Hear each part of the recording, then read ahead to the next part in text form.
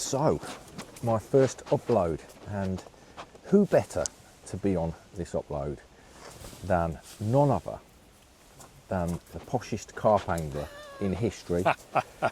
His name is Harry Charrington. Peter Robert Braddock Hughes, otherwise known as Mr. Rob Hughes. Hello, hello. How are you, dude? Hi, mate. Yeah, I'm It good. is wonderful to be fishing with you again. We are here because of Avid.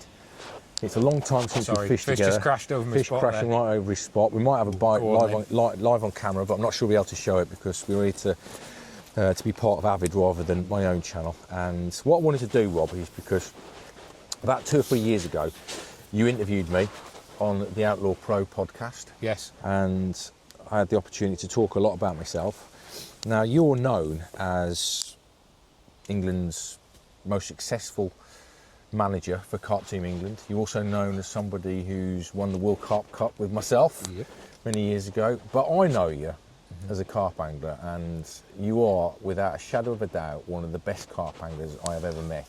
And you're not known for that. You're known for this management role and this promotional role and stuff like that. You've caught an awful lot of big fish. People don't know about this because he really is a successful angler.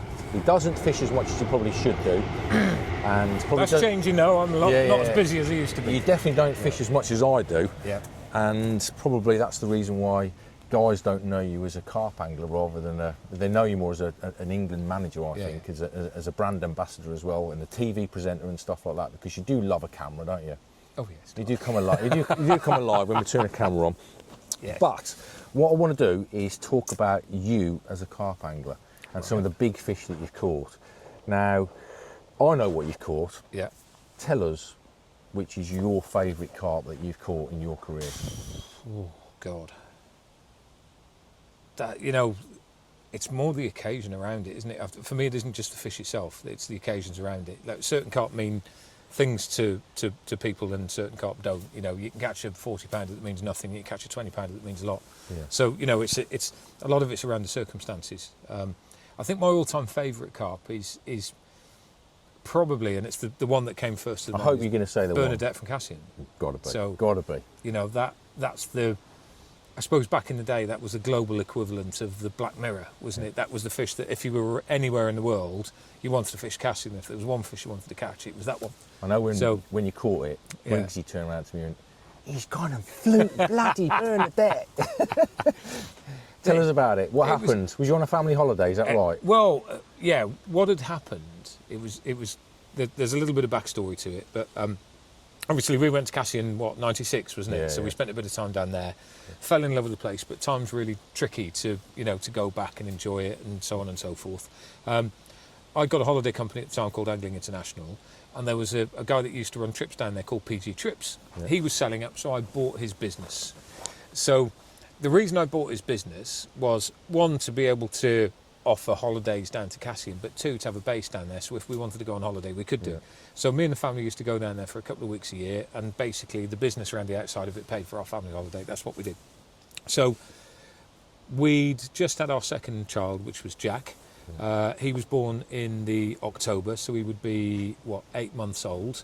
Kath was due to go back to work after maternity leave, so we decided we were going to go down there for 3 weeks through the summer and have a really nice family holiday down there. So basically went down there on family holiday, and I got the kids with me, I got the family with me. It was not a fishing trip at all, it was just because we love the area. So the first week I thought I'm going to allow myself to fish a couple of nights, and just didn't do it. We'd have a beach day, we'd have a lake day, and we'd have a campsite day. But every time we had a beach day on the way back, I'd look at where people were fishing. Every time we had a campsite day, in the evening we'd go down for an ice cream and I'd see where people were fishing. When we had a lake day, I'm at the lake. So I'm watching what everyone's doing for the first week. The second week I started baiting up. And instead of going somewhere like Cassien and thinking, right, I want to go on the third point of the north, or I want to go on Pierre's, or whatever you want to do, I was looking at where people went.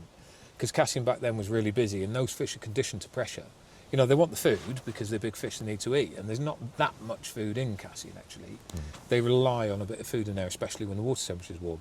And I was looking at where people went, and there was this one little place in the South Arm that nobody ever went into. So in the second week, I started baiting it up, and I didn't fish it.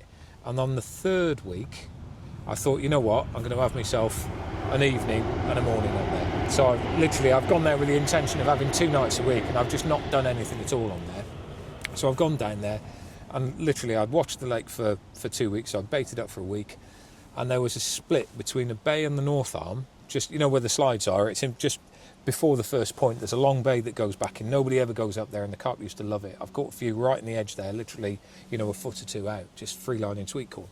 But I thought I'll go into the south arm because it was slightly easier to get into. It's a big fish area and all. And it's known as a big fish area. That so it's like, you know, if there's going to be a big fish, and I wasn't targeting Bernadette, I was just targeting, you know, catching fish. But the problem with Cassien is that if you go there, if you catch fish the next day, because you weren't allowed to do nights, someone's in your spot. The fish don't move far, but there was one area that nobody fished for 2 weeks, and I kept baiting and baiting and baiting and baiting. Went down there, and lo and behold, guess who'd moved in the same time as me? So tell us about the bite. Tell us about the fight. What was the bite like? What time of day was it? When did you arrive? Talk through the session. It was actually I've gone in the evening, and I fished it, baited up, and then you're not allowed to night fish it. So I didn't night fish it. Anyway, the next morning, literally just as it's getting light, I'm there first thing. I've stayed on the bank, and it was quite funny because you're not supposed to, or you weren't supposed to stay on the bank again, but I hadn't fished it. I'd stayed on the bank overnight, ready to be there for the next morning. So the bait's gone in, and I heard somebody coming down the bank, and you can hear these footsteps coming down. I'm thinking, oh, I'm busted. You know, the guard de pêche are down, that's it, they're going to do me. And anyway, you can hear them getting closer and closer and closer, and you know what it's like down there. There's tracks that come down to you, and then they split and they go down next door, and there's all these little areas. And I'd slept behind a stone, so I couldn't be seen from the lake. Thought, right, first light, you know, as much as I can dare, I'm going to get on there. So baited up, I've heard this noise coming, and I'm lying there thinking, that's me gripped, I've had it. And the next minute they started going away, and I've heard them move, and I thought, they're looking further down the bank. And the next minute I've heard and somebody's pumping a boat up. So they've come down literally before you're allowed to start, ready to be able to start. And it was another French carp angler that's come down to a similar spot. And I'm thinking, of all the times, there's not been anybody there at all when I've been there. And literally he's jumped in the boat, and I've just gone, Monsieur! He's like, oh, putain! And he's looked around, and we're both there to do the same thing, which is get there, you know, as early as we possibly can. Anyway, that's it. He's fortunately, you know, he's been respectful, he's disappeared. So I've got the rods out, and I'm sat back thinking, you know, happy days, this is all good. And 4 rods? 4 rods, yeah, absolutely, 4 rods. And there was, one was a swing down the edge. You know what the north arm's like, the south arm's like. You get little bits of shallow that go out, but then otherwise you get real deep drop-offs. And a lot of the time you'll try and go on a point because you want to get out there, but actually the best thing to do is go in the bays, because if you go in the bays, you can fish back at the margins. And Cassien's really, it's quite unique, because there's certain depths that work really well, and like that sort of 8 to 12 foot is a really, really good depth. It's good in the winter, it's good in the summer. In between 12 foot and 35 foot, it's pretty crap, and then as soon as you get 35 foot deeper in the summer, then it's really good. So there's this, again, when you go there a bit, you know what it's like when the water level drops down, you know where the underwater features are, etc. And it was just a little bit up. I'm not going to say exactly where it was, but it was just a little bit up from Pierre's. And I'm fishing one down the edge, and then there's a sunken plateau in front of me, and it's just on the edge of that. So you have them at different depths? They were between 8 and 12 foot. All 4 rods? All 4 rods were 8 and 12 foot, yeah, because it's easy for me just to walk down the edge and throw a bit of bait in, and it's also easy for me to swim out and throw a bit of bait in. And so what was you using, boilies? Or? I was using boilies, yeah. It would be boilies and tiger nuts.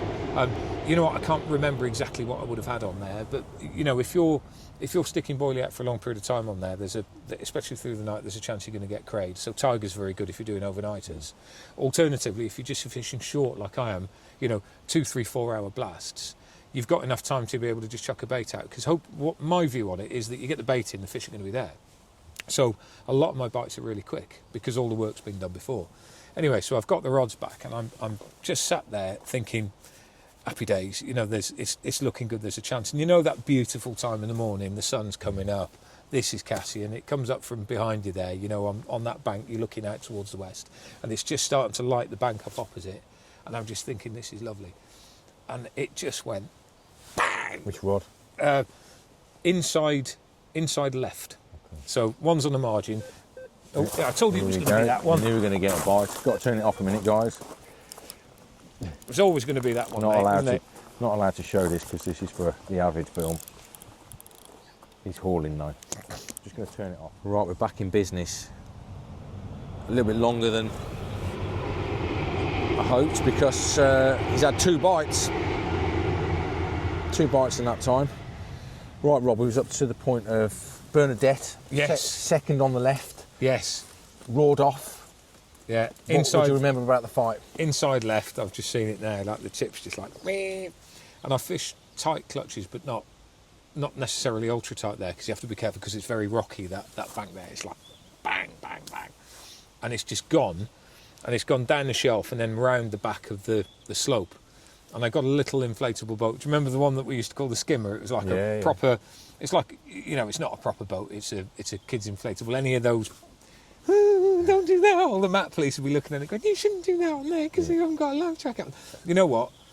It was summer, it's Cassien, there's kids jumping off pedalos here, there and everywhere. So I've got in this little boat. Was it locked up then? Is that what you're saying? No, it's just gone over. Like the weed there is really strandy, so I'm worried about trying to bring it back, because you imagine the humps here. I was fishing on the side of it. It's gone over and round that way. So if I try and drag it back, there's a good chance it's going to get cut off. So I'm like, right, I'll go and get it. So I'm not going to take the risk, because clearly this feels a good fish. Any fish from Cassien's a fish, isn't it? So I've jumped in, literally just jumped in the boat, whizzed forwards with it. And it's gone round the corner, and then the problem is that as soon as your feet aren't on the ground and you've got a powerful fish on the end, it decides where you're going, isn't it? So it's like, I'm off. There's a light breeze, fortunately. If there was a big breeze, I'd have had it. I'd be down the North Arm.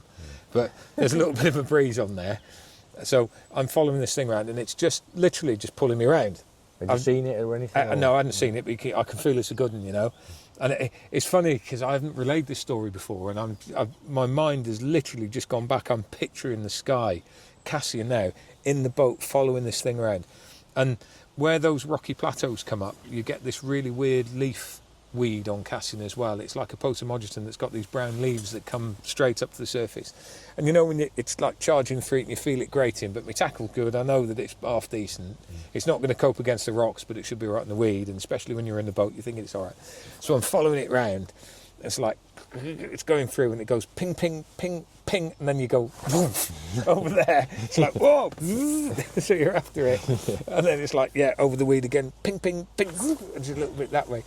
Anyway, I can swear, can't I? I am shitting it now, because this is clearly a good fish that's gone through these weed beds, and I'm following it around everywhere, and I just can't get its head up. And just give us an idea how far from the boat to the fish do you think it was? How much line was out? 10 yards maybe. 10 yards, right, okay. But the problem with 10 yards is 10 yards is easy to reel in if you're stationary and you can pull it back this way, but 10 yards is actually hard when it's carrying on going, because you know, you've got to chase it, haven't you? So you've got to be really careful, because it's pulling the full weight of you in the boat, so on and so forth. So I'm catching it up, but it's going through these weed beds. Anyway, it's come up, and I've got the net, and I've seen it come up, and my eyes have literally just gone, shit. You know, this is a big fish. And this is in a little boat. This is in a little boat that's only just got enough room for me and it. Wow. If I can get it in there. And you know, like what you'd buy from the supermarket, like a 2-man €30 inflatable that the kids you pull around the edge. It's one of them. Yeah. So I'm charging around with this thing. It's like, I can see it now. It's come up. I've seen it. I've thought, you know, when you just think, I really don't want to lose this one. And you think you've got an opportunity, and then you haven't. It's gone back down again. And now I know that I'm attached to something big, and it's going and going and going, and then it's like, oh, come back, because it's quite on a tight line now. I don't want to give it more line, but at the same time, there's a limit to how far you can follow it before it's going to pull you under the boat, and it's panic central. So anyway, there was all of this going around, and I've got the boat on the front. The wind's now breezing, and the boat's starting to move a bit. It's not bad, but you can control off the fish normally, can't you, from a reasonable distance. When you're close to it and it's charging around everywhere, and then the wind's starting to spin you around, it's like it's all getting a bit chaotic. So the first thing is calm down, get it going in the right direction. Anyway, it's come up, gone down again, come up, gone down again. I've not seen the fish yet. You can see sort of, 6-8 feet down. I've seen it's a big fish, but I haven't seen it properly, because it's only ever been up to the top with the tail and gone down again.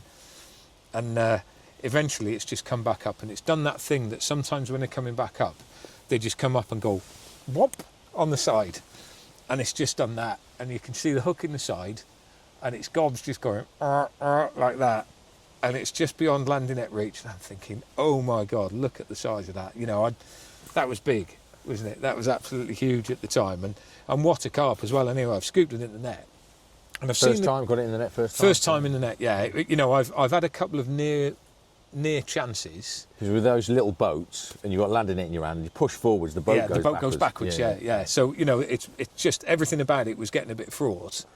So it's a case of you've got to be careful with them.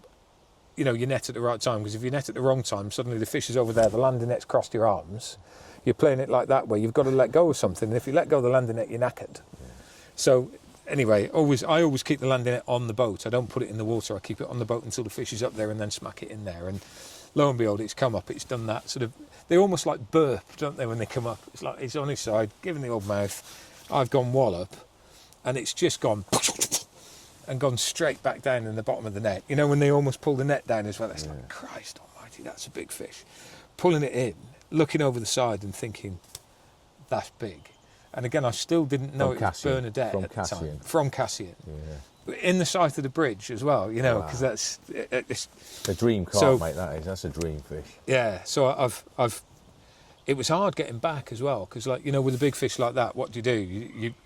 I always row. I can't stand it when people have one paddle in a boat and they sit on the front and doing that. They obviously don't know anything about boats. You've got to have the oars in. So fish has come in, and I've just thought, right, I'll try and go. Can't do it with it hanging over the side. So I'm sitting there in the boat with my feet up the side with this huge carp in between my legs in the bottom of this effectively large lilo, trying to balance a rod without it falling over the side. The fish is still up, the rod's here, and I'm trying to row, and of course every time you row, on the one side it's banging the rod, and it's sort of all over the place. Anyway, I've got back into the end. Looking at this giant fish. Looking at this thing, thinking, you know what, I don't even know what I was thinking. It's just like, that's massive. There was no get in the net or all that kind of stuff.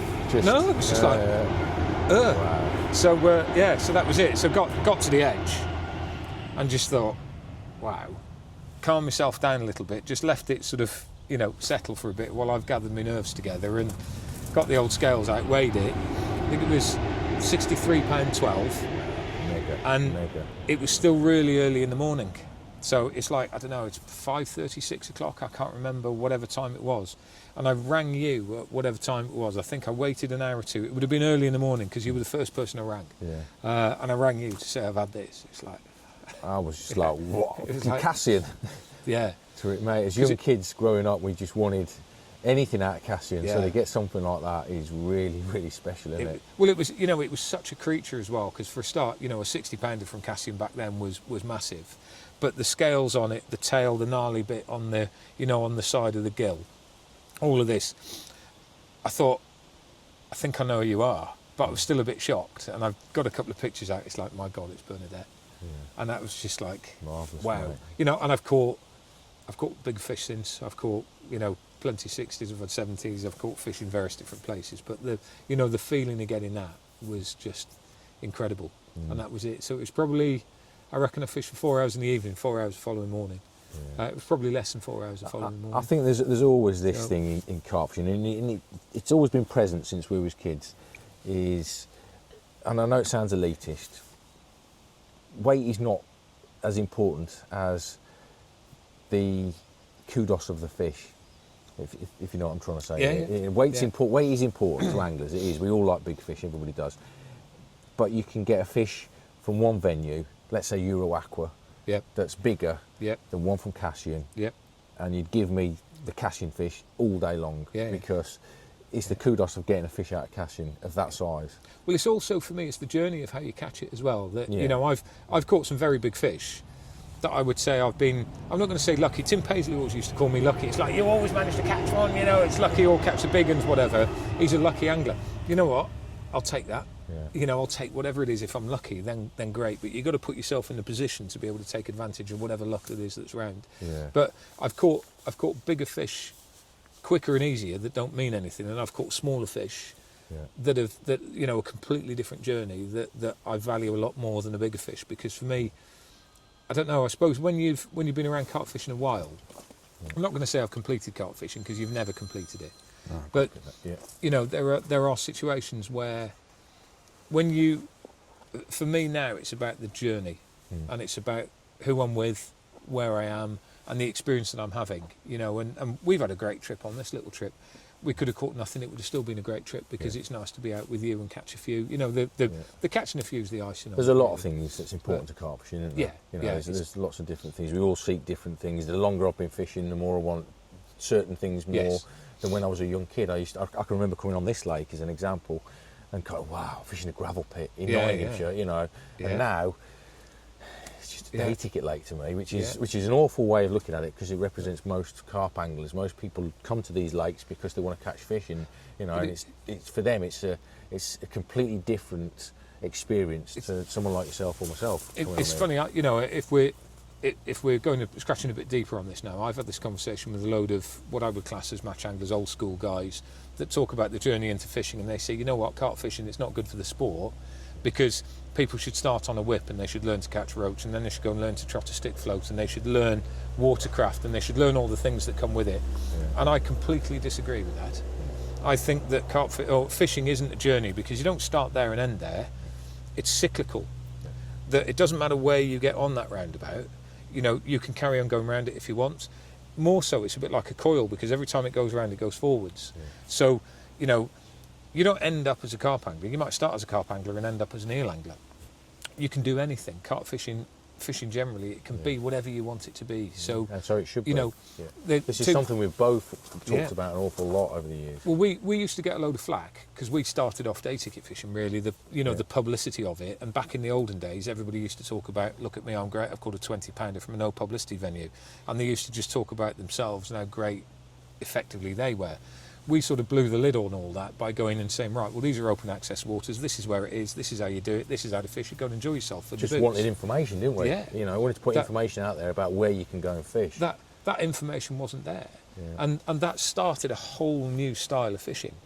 You know, you can say the same to a degree with competition fishing as well, because I remember starting the BCAC, and I remember all sorts of people saying this is disgusting, carp fishing's not about competing with each other, it's about competing with the fish, it's about being in nature. Paul Selman writing a massive piece about it, saying it's not what carp fishing wants, this isn't, it's going to ruin what carp fishing is, and you know, it's not at all. Stan Peacher, I got mentioned in The Sun, because Stan Peacher mentioned it when he used to have his comment in the Sun newspaper about carp fishing isn't about match fishing. It's like, you know what, it's about whatever you want it to be, and I absolutely respect what you want, and if you want to do something, then you do it. Yeah, just don't preach to others that your way is the only way to do it. Absolutely. Yeah. We've seen that recently with the talk about technology in fishing. Yeah. You know, these old guys slagging off bait boat anglers and guys that use technology to their advantage. Well, they're sat there on their mobile phones telling everybody about this. It's like, well, to me, that's double standards. Yeah. You know, don't tell everybody what to do. Let them enjoy themselves. If credibility is what you're fishing for rather than enjoyment, then you need to have a look at yourself. Yeah, absolutely. So I'm exactly the same opinion on that. Is these guys telling people that other people's captures don't count? No, the problem is you. Yeah. You've got the problem. You've got an ego problem that you're wounded by other people catching fish with bait boats. Yeah, you know, which is they're going through the social media feed and seeing, I bet he's caught out with a bait boat. Yeah, but it doesn't. Well, that's wrong. It doesn't. It doesn't count. Yeah. Nothing you catch counts because you're a sponsored angler for a start, and you get free bait. So as a result, nothing you catch counts. I'm in a public eye as well, so nothing I catch counts. Yeah. We're fishing a day ticket water, which actually day ticket waters are noddy venues, so they don't count. Yeah. So let's have a look at syndicate venues. Well, actually, no, they're for the chosen few, so they don't count. Nothing because counts. They're syndicate venues. Nothing counts unless it's in your net. You fish midweek. It's all right for you. Yeah. Right. Doesn't count. Yeah. Oh, you're weekend warrior. That doesn't count. So the only chance you've got of credibility in the eyes of everybody else is fishing an open access club lake. Oh, here we go. You caught it on the first night. Lucky. Didn't count. Took him 3 years in the end of his campaign. Bored it out. Wasn't very good. It doesn't take much to turn around and say, well done, does it? Exactly. It really, you know, well done, mate, on catching your fish. Whatever your pathway is with carp fishing, and our pathways are different. Yeah. We agree on a lot of things, but our pathways are different, you know. And Stephen, who's here today filming as well, his pathway is different to ours, and there is no right and wrong with carp fishing, which is what I love about it. Anyway, I don't want to go down that route with this piece because I want to be about you. Oh, right. Okay. And I want to be about your carp fishing. We've just learned now about the capture of an amazing fish from Cassien. Yeah. I know there's lots of other big fish that you've caught, and one of the fish which I did smile about quite recently, because I'm going to mention this. I saw the Kudos guys doing a film on a lake in Germany, and the film was about the quest for this carp, this common, this massive common. Oh, the mythical common. The mythical common or whatever. Yeah, I saw that. And yeah, you know where I'm going with this. You've actually caught that fish. I had that in. You caught that fish. You was the first guy to ever catch 70-pounders from 2 different countries. Yeah. If my memory serves me right, because I did the story on it. Yeah, yeah. And one of them was obviously you caught the French one from Rainbow, which was a 75, and then you went and caught this 70-pounder from Germany. Yeah. Tell me about that fish, because that is still an epic fish. I fish in Germany a lot now, and I've been fortunate to catch a 70-pound common from Germany. Yeah, yeah. But when you had that, was 10 years before. It was a long time ago. You know, it was only just £70 then as well. It was, you know, it was a, well, people might know about the story of the place. It's a gravel pit in the woods. It was quite exclusive. There was this mythical fish in there. I went over with Jason Calanzo, good mate of mine that we've known from Rainbow days, absolutely fantastic guy. We fished together there, we paired up together, and we just had such a wonderful time fishing. You know, it was, he could have caught it, I could have caught it. But you did. But I did. It was, you know, it was just one of those. Briggsy fished the same lake as well, and he saw that fish. Briggsy's been 3 times to try and catch it, hasn't he? Bless him, and he said what an amazing fish it is. I remember him, when he found out that you'd had it. Yeah. To be fair to Briggsy, I know we're all mates, and you know he's going to caught it. He was like, "Oh man, that's amazing fish." You know, he knows how good that fish is. It's quite a hard fish to catch. It doesn't come out that much. It gets seen a lot, but it's one of those that doesn't come out really. So tell us about the lake now. How big's the lake? The lake's a really weird lake because it's like 2 gravel pits that are split next door to each other with a spit that's been cut. Yeah. So it's almost like an oval racetrack, and it's quite deep. It's really steep-sided gravel pit. There's a load of pads in the sides. You fish from each end, and you basically just fish up the edges. It's about 30 acres, I would say. Maybe a little bit bigger, possibly a little bit smaller. It's not bigger than 50, and it certainly isn't smaller than 30. So, or 25. So it's a proper good old wild gravel pit. It's lovely. Owned by Jürgen Becker. It's owned by Jürgen Becker. Amazing big fish angler from Germany. It's crystal clear water. Again, there's some horrendous snags in it. There's a tree line that's got some big snags in it. There's some pads that when they get in there, they ain't coming out of them. You know, there's all sorts of traps that make it tricky. It drops down quite deep and then comes up the other side. Certain times of year, obviously, the deep water works. When we were there, I'm pretty sure it was May, might have been June, but it was early season, so the deep hadn't warmed up. The fish were on the tops. And I'm fishing, I don't know, probably 100 yards up. And again, I'm doubled up with Jace, so we've dotted rods around. It was one of those you have one, I'll have one, you have one, all of that lark. And we've got fishing up to the left-hand side to some trees. You use a boat to go out and put them up there. And there was this one little bit that, you know what it's like, you've been in boats, you're a snag angler as well. You know when you're looking at it thinking, oh, it's a little bit ropey, but if I just come down here and try and bait a trail. So it's all very well putting your rig close to the snags. You might get the bite, but you ain't getting it out. But just dropping it a little bit further back and putting a trail out, feeding them there, but teasing them to come out of that snag. That was the plan. Anyway, it was tips in the air. Everything was absolutely rock solid. And I can't remember whether my alarms had broken or stopped working or something, but I had to borrow some alarms from Jürgen, and he was using ATTs, you know, with a roller wheel on them. Now, we were locked up with tips in the air, going absolutely bowstring tight, bent round. So as soon as the fish picks a 10-house lead up, ping, and ideally what we were wanting is that to straighten up, the lead to drop, a bit of shock, and then the fish, rather than shooting back in, sort of panics and bolts out into the open water. That was what we were hoping for. Anyway, these ATT alarms, you don't get a beep until it's wound itself up. So the first inch of line turns it on, and the second inch of line is the beep. And literally we just got... What time of the day? It was about 11 o'clock at night. Okay, so it's pitch black. It might have been later than that, thinking about it. No, it was later than that, because I think it might have been our last night. It was definitely pitch black, and I think it was after midnight rather than before midnight. But either way, it was dark. We'd had a good time that evening. We'd had a couple of fish. I think Jason had a 50. He might have had a couple of 50s. I'd had a couple of nice 40s. So we were doing really well. Jürgen came down, and we've had a bit of a drink. And we've had, I don't know if you know Jürgen. Yeah, I know what Jürgen likes like. a bit of a he drink. likes whiskey. He has Jürgen, for those of you that don't know Jürgen, he had his van. He had a VW transporter van, and you'd open the door. It was all kitted out for carp fishing. He had a whiskey optic in there, so we'd park the van up, and there was a whiskey optic. So we'd had a bit of a drink, and we'd had bites through the course of the day into the evening. But I can't remember whether we'd had anything at night. And if we had it, I hadn't had anything significant. But the old tips are up. We're all sat down there. We've had a nice time. We've had a couple of shandies, and it's just like beep.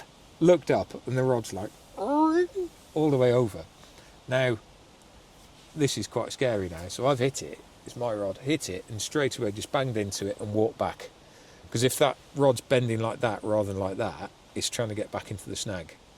So tightened up to it, literally just walking back. You know that really hairy, this is a big style fish, and back we go 4 or 5 paces. As soon as it's come off the shelf, and it's down in that deep water, there's no bother. But whilever it's on that shelf, especially because there's snags in, if it kites this way, it's going in these. Generally, they wanted to go away, but if it's trying to go that way, it's problems.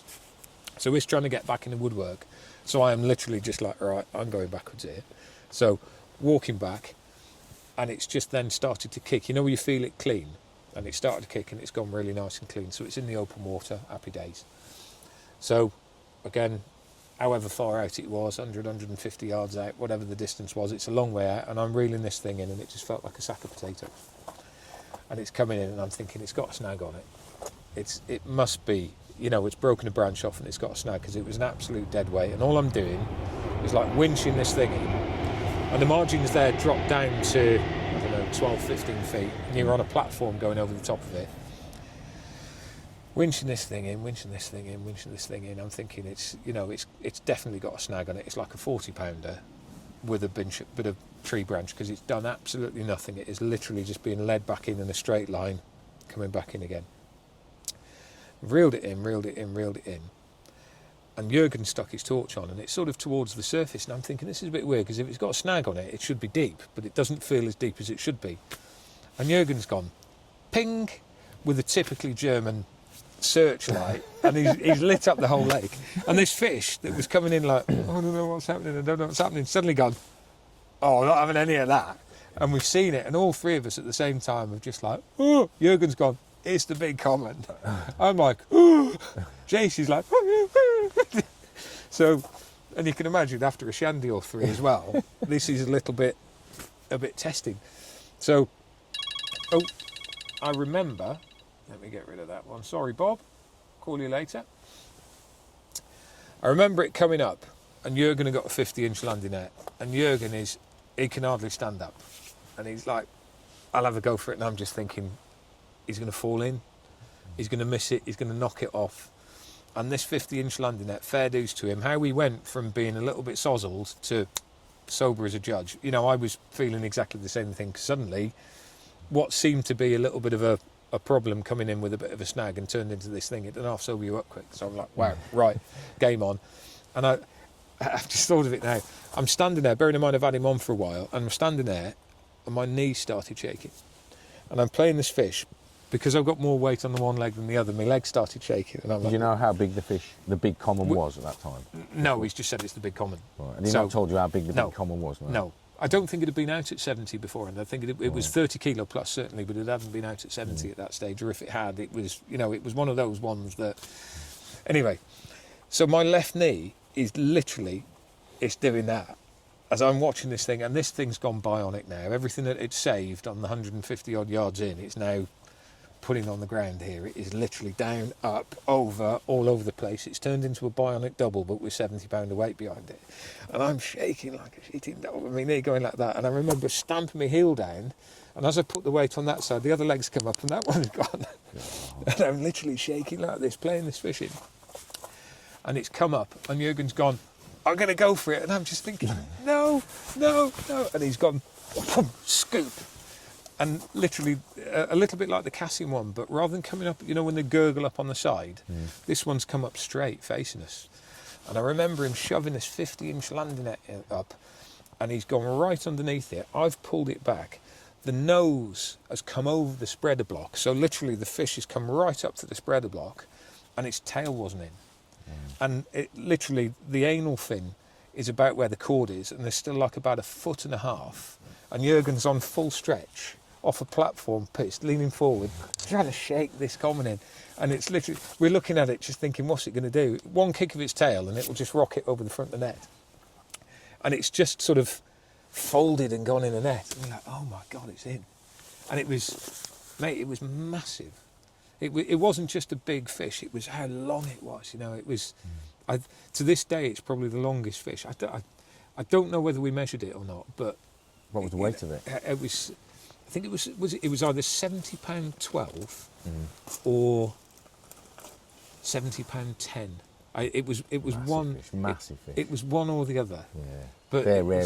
They're rare even in Germany, mate. £70 commons like that. That's an incredible fish. Just absolutely ballistic. I remember when you caught it, and I remember the story in the magazine that we did with it, and I also remember when you sent me a picture of it, and I put it in the foreword of my last book, which was The Adventures of a Carp Angler, and even now, I know I still look through my own books, of course I do, every now and again, just to reminisce about things. Yeah. And I opened that first page, and there's you holding that fish, and it's so amazing carp. You know, we see loads of fish. You in particular, you know, you've been in Carp World and Carp Talk and all of this, and you're editing carp fishing now. You see so many pictures of fish.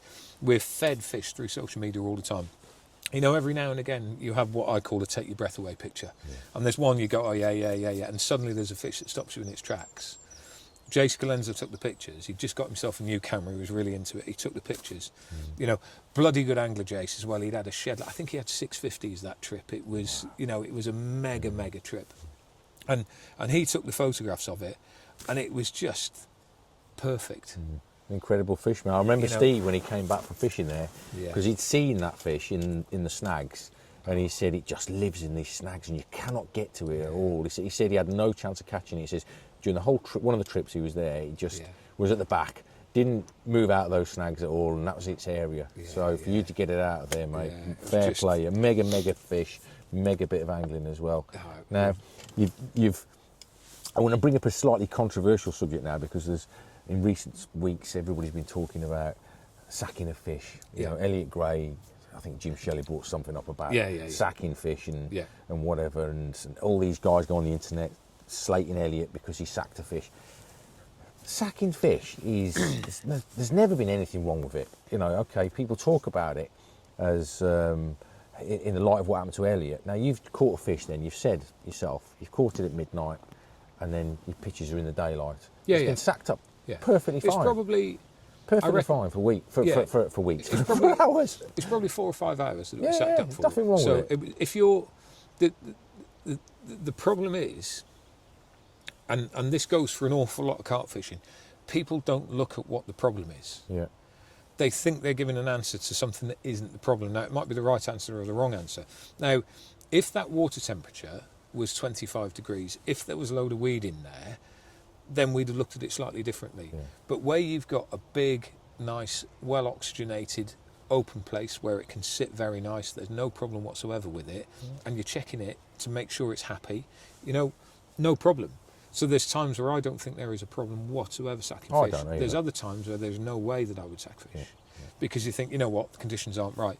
You know, I've been to Shumbar in the past, fished there in August. Now the water temperature over there... That's a lake in Croatia, by the way. Yeah, you know, there's when you look at the water quality in that lake in Germany, it was crystal clear for a start. There was no algae in there, so there's no oxygen demand through the course of the night. You go to Shumbar, it's a really high density oxygen draining lake. You know, there's reeds around the outside of it, but there's an awful lot of algae in there, which will absolutely saturate or take the saturation out of that water through the course of the night. So to sack fish over there, especially when you've got 28, 29 degrees of water and high algae, absolute no-no, really dangerous.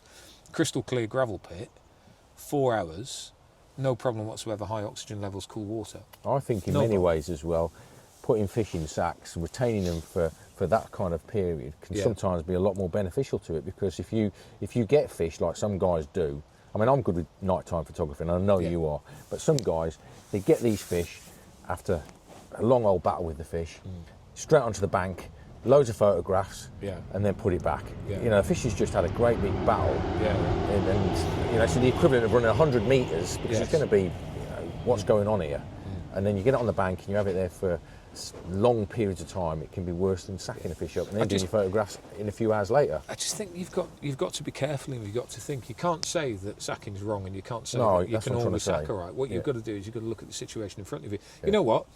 You can cross the road. Yeah. Piece of cake. You can cross the road, get run over. So, like you say, mate, in certain situations, it's about looking at the situation, and I don't see any problem with sacking fish. We was brought up on sacking fish. I work for a company, and well, you do now, Avid, that sells sacks, carp sacks. Well, let's face it, we invented the retention sling at Venture. Yeah. So, and the idea behind that was... That was a company myself and Rob used to run years ago. It's called Venture, and we released the first ever retention slings.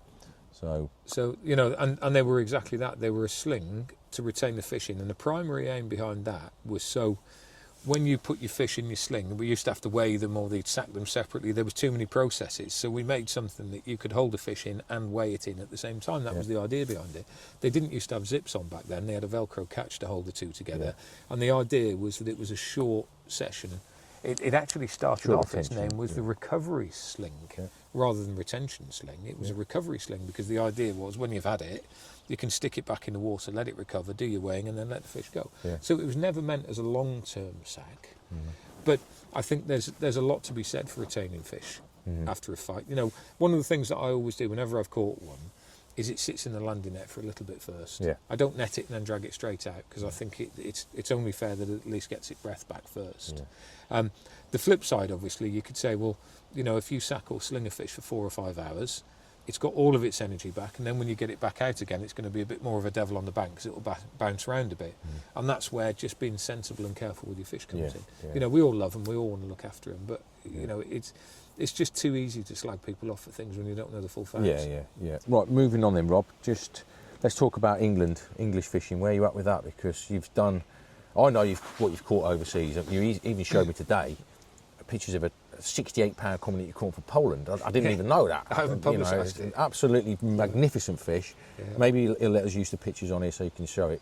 But you've done more overseas fishing than you have in England. But with England, where are you at with your English fishing? I know you live in a bit of a dead spot down south for big fish, but I've moved around. You live? Wiltshire, isn't it? Yeah, I live in Wiltshire. We've got a lovely place on the doorstep, which is Shearwater.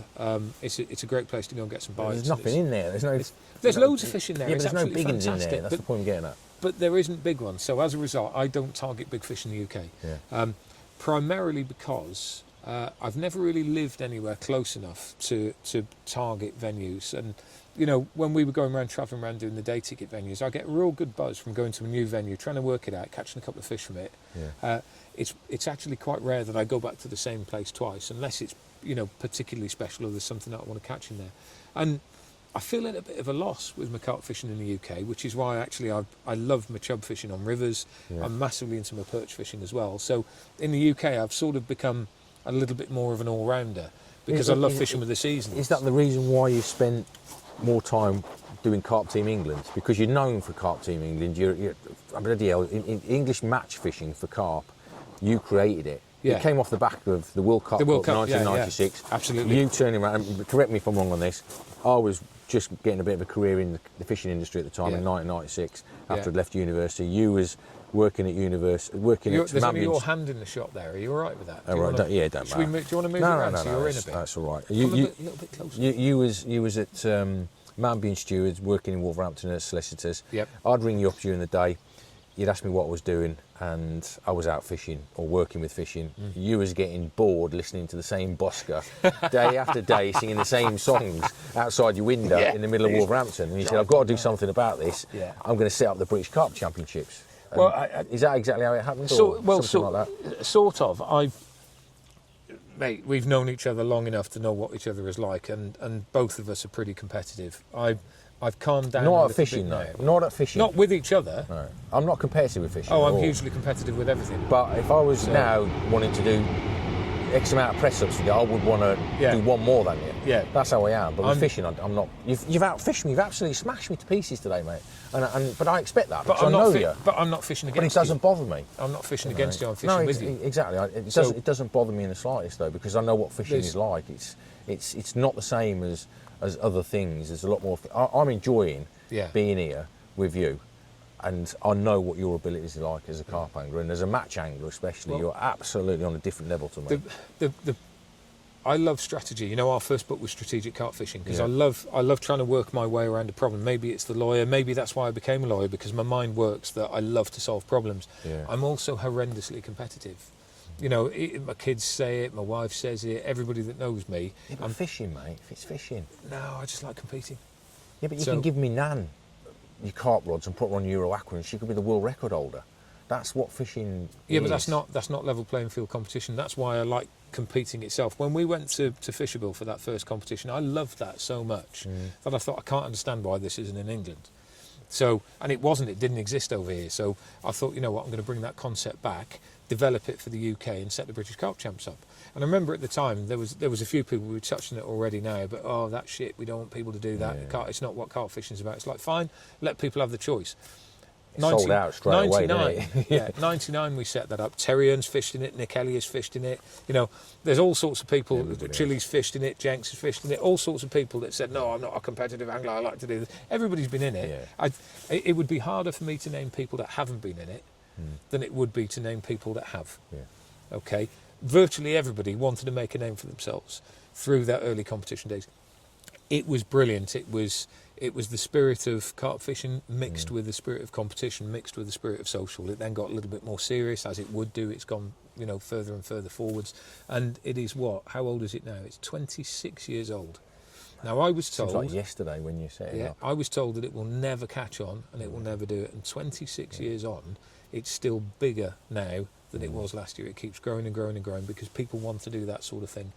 You know, as human beings, I think there is a natural competitive nature with this. Whether some people are hunters, some people are competitors, and some people want to go out and they want to hunt those big carp, and other people want to prove that they're better than someone else. Whether it's ego, whether it's personal challenge, whether you know, whatever it is. Why do you run marathons? Do you compete against everyone else or yourself or the clock? I don't anymore. But you did. It's just a little phase that I went through. Yeah. But why did you do it? You for enjoy myself. running? Yeah, just for myself, mate. Just basically want to challenge myself and reach certain goals and little things and be able to say I can run faster than you. Probably that's how I am. But you've always been able to run faster than me, so I wouldn't be any competition for you.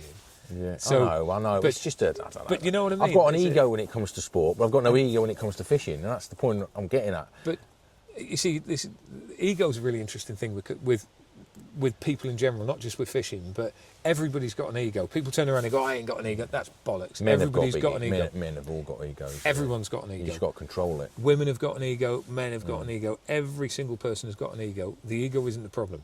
The control of the ego is the problem. Yeah. And some people let their ego... Slagging other people off It's ridiculous. is an It is ego. ridiculous. So let's end this But- then now, mate, because we've been going for a long time. Let's just round this up. Yep. We was two young kids that came into this industry Yep. when we was in our 20s. We've Yep. been in it now 35 years. Yep. And when we came into the industry, we was criticised, we was slagged off, Yeah. we was called noddies, we was put down by all of the older guys because carp fishing was full of egos. Mm-hmm. And those, not necessarily those people, but those egos still exist now for the younger generation coming into it. I often see these older blokes going on social media, putting down the younger guys, telling them they're no good, telling them they're useless and things like that. It's not Just good. ignore it. It's not good, is it? No, Give some advice to these young lads, mate. Just fish for yourself. I think one of the problems now, you know, when we started doing what we were doing as youngsters coming into a man's world as it was, and it was a very egotistical driven man's world at that time. When we came into that world, we came into it because we genuinely loved it. Yeah. I am positive that I can speak for you as well as I speak for myself, but I did not start writing for magazines to try and make myself look good. No. I started not at writing all. for magazines because, number one, we disagreed with some of the things that other people had written in it. Went, hang on a second, Yeah. that's rubbish. Remember he was having a bust up with Jim So- Gibbington Yeah, when he first started. exactly. Yeah, Jim But- Gibbington. You know, that's one of my claims to fame, that Yeah. Jim Gibbons actually picked I us up remember on you something. picking out some words, Yeah. and I remember his writing responses to his letters and things that when he was slagging us off, calling us the kiss and tell twins because Yeah, he was yeah. naming venues. Yeah. And some of those words I had no idea what they meant. Yeah. Altruism, do you remember that word? Yeah. But it's like, you know, we got into it just because we loved it. Yeah. So, you know, do it because you like it. Don't necessarily look at whether or not you can get an extra 6 likes on Facebook, because quite frankly, it doesn't make any difference. Yeah. You know, you're saying about that comment that I caught. You know, I work in the media, and really I should be promoting these things, but a couple of years ago I got really disillusioned with all the social media thing, and to a degree now I don't post anywhere near as much as I should do, bearing in mind I now because I'm working with Avid now, it's a bit different and I've got to do it, but I lost the plot with it all, and I just wasn't interested, because all that was happening was people were talking about how great they were, and I didn't want to get involved in all of that rubbish. So that £68 common, it was the biggest fish in Poland at the time, biggest common in Poland, should I say. I didn't publicise it. I had a wonderful time catching it, and the memory of catching it was great. And I went fishing to make a film that we did televise, but other than the television programme, I didn't tell anybody about it. Hardly any people knew that I actually went. Well, I never saw the film because I didn't subscribe to TNT or whatever it is. So it's sort of, so it's behind pay barrier. It will come out at some stage, but it was behind a pay barrier at the time. But I did it because I really had a lovely session. And not being a slave to social media, not thinking I've got to take a picture of this and that and then put the rig and do this, that and the other on it. It was ace. It was such a breath of fresh air that I wasn't slave to social media for my fishing. And my fishing became my fishing again. And off camera, we've had this conversation already. I lost the love for carp angling for a while. I lost the love for angling for a while as well, because I was busy, life took over. But the last 12 months, 18 months, possibly a little bit longer, I've just got it back. And I've got it back stronger, or as strong as it ever was, but in a slightly different way, if that makes sense. That I'm not as competitive now as I used to be. I think, I wanted to get England back on the right trail with Carp-Team England, and then obviously we wanted to win. We were lucky we won that. Well, we weren't lucky, but we won that first one, and then you want to win again because you want to show that it wasn't a fluke. And then we were seen to be competitive, and I remember at the World Games I signed up just for 5 years, and COVID interrupted a little bit, but I said to the lads when we went to the World Games, like, the World Games is like the Olympic Games of fishing. All of the disciplines are there. It's not just the Carp Fishing World Championships. Everybody is there. Sea fishing, game fishing. Everybody. This was massive. We were in Nelson Mandela Square, and I was the flag bearer for England. Not just for Carp-Team England, but for England. It's like a massive, massive privilege and honour to do that. And I'm sort of getting a bit emotional, but I think I've just swallowed a something or other. So bear with me for a minute. Fly, yeah. No, one of those them things that went at me coffee earlier, like the dandelion. Oh yeah. Anyway, pussy willow. So, it was a huge honour, and I thought, I'm not going to top this. So I said to the boys there, this is my last one. I'm retiring after this. And everyone was like, didn't see that coming. It's like, well, we've won. I think it's time for someone else to take over. For me, this is the pinnacle. I'm not going to do any more. And Wayne took me to one side and went, you can't leave. This is Wayne Mansford. He said, you can't leave, because if you leave, we'll all go. And now all the work that you've done so far will be lost. And then Jamie Londers was the one, because he said, when you took over, we were crap. We're now ranked 3rd in the world. If we get to number 1 in the world and you weren't here, you will always regret that. And you know that you want to be number 1 in the world. And I was like, he's right. So I stayed, and the following year we got world ranked number 1. And then it was a case of, right, that's it now. I'm happy. I've done it. So I think from the competition side of things, I've stepped back from that now, and my fishing is in a very different place, because I just love going fishing for me and enjoying it. Like, this has been great, the fish have been great, but I'm fishing with you. Yeah. So more to it, mate. Yeah. And it's been absolutely wonderful so far. We've got a film coming out on the Avid channel real soon about this particular session here at Sapphire Lakes. He's absolutely smashed it. He should be in Carp-Team England. Let alone. No, I got selected again. I'm on the rolls. Yeah. Oh, mate. Yeah. I'm not doing the Worlds. I'm just doing the Home Nations. There is a difference, and I've always talked about this. There's a difference between catching lots of fish for bites and catching big fish. But Rob is a really amazing combination between the two. He doesn't do as much big fish fishing as he should do, because if he did, you would catch a lot more bigger fish than you have on your CV at the moment. You've got an amazing CV anyway. That comes down to drive, because you know what it's like, mate. If you want it, you'll get it. Because I don't know anybody that's as tenacious as you. I wrote about you in the Angling Times actually this week. Oh, right. I think I better go copy that. Probably some about how tight I am. You're like, no, but all the time. It was about tenacity. That there isn't. If you want it, you'll get it. Yeah. With just stepping on a little bit, with the Carp-Team England lads, I have something called my flowchart of failure, right, which sounds negative, but it's actually completely the opposite, because of the complete belief that I have in what we can do, and you've got exactly the same belief. If you want to go and catch, let's say, the Burfield Common, you'll catch it. All you need to do is work out how to do it. The only reason you haven't caught it is because you either don't want to or you haven't tried yet. Because you will catch it. I've never Never been there. No interest in it. No, but it's an amazing fish. I use that just as an example. But when you've decided to catch a fish, you've caught it. I bet we could go through a list of fish that you've wanted to catch that you haven't, and the only reason you haven't caught it is because it's probably died before you've been able to catch it, or alternatively something has happened that hasn't allowed you. But you will not give up, because when you start on something, you get it. And my flowchart of failure thing is, I know that I can get to that end point. What I want to do is find out what's going to slow me down that will make me fail. It's not can I achieve it, it's what's going to make me fail doing that. And, you know, thing number one, if we're going to race to the other end of there now, what's my flowchart of failure? I know that I can get to that end, but you've got an advantage because you're there. So if I go and stand there, that's one hurdle out the way because I'm already in front of you. So it's taking these hurdles out of the way. What will stop you is you'll get a bite in a minute, because you are an out-and-out carp catching machine, mate. And let's round it up there, because we could talk forever, me and you could. And you know, it's been lovely catching up with you and talking about what I know are mega fish captures, because there is more to Rob Hughes than just Carp-Team England. There's a lot more. Maybe we'll do another part, but we've been rattling on now for about an hour already. And we could do another part next time we join each other on the bank again, which will definitely be very soon, because we're hoping to do regular films together on the Avid channel. Looking forward to it, mate. And thank you for the opportunity. And I will say now that genuinely, I've not told that Cassien story before, and I've not told the Germany story before, because it's like... And there's loads of other fish that you've caught as well. They're me things, though, so as a result, it was quite nice just reliving it. So thank you. It was nice listening to it, because they're special fish. So anyway, let's leave it there, guys. We'll maybe catch up with Rob again next time I'm on the bank with him. But thanks for listening, if you're still with us now after an hour. It's a long old chat. Nice one, dude. That's mega, that is, bro.